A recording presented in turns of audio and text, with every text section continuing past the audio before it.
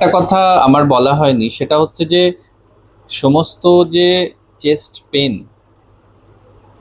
বুকের আশপাশের এরিয়া, যেটা আমরা বুক মানে তো একটা বড় এরিয়াই ধরি, তো এই জায়গাটায় যদি ব্যথা হয় সেটা সবসময় যে হার্টের জন্যই হচ্ছে নেসেসারিলি সেটা কিন্তু না।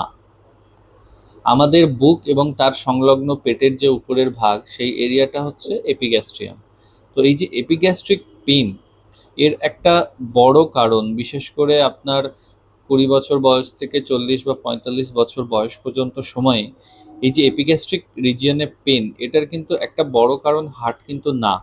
আপনার এর বড় একটা কারণ হচ্ছে স্টমাক, বা আমরা যেটাকে আমরা বলি গ্যাস্ট্রিক পেন, যেটা সেইটার কারণে হয়ে থাকে লং টার্ম। ধরুন আপনার রিচ খাবার খাওয়া, সেখান থেকে গ্যাস্ট্রিক ইরিটেশন, সেখান থেকে অনেক সময় গ্যাস্ট্রিক কোনো আলসার ডেভেলপ করতে পারে।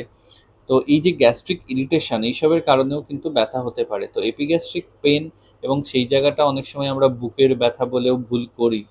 এই জিনিসটা কিন্তু সবসময় হার্টের জন্য হয় না। হার্টের যদি ব্যথা হয় সেক্ষেত্রে বুকের থেকে একটা মাঝখানে অসহ্য একটা চেপে ধরা যন্ত্রণা, যেটাকে বলি, সেই ধরনের যন্ত্রণা হবে।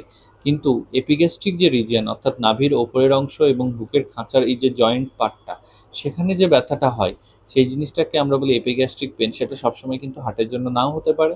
এবং বিশেষ করে এটা দেখা যায় যে আমাদের যারা গ্যাস্ট্রিকের সমস্যা আছে তাদের ক্ষেত্রে এটা একটা কমন সমস্যা। তো সেই জন্যে সব বুকের ব্যথাকে হার্টের সমস্যা বলে ভুল করবেন না।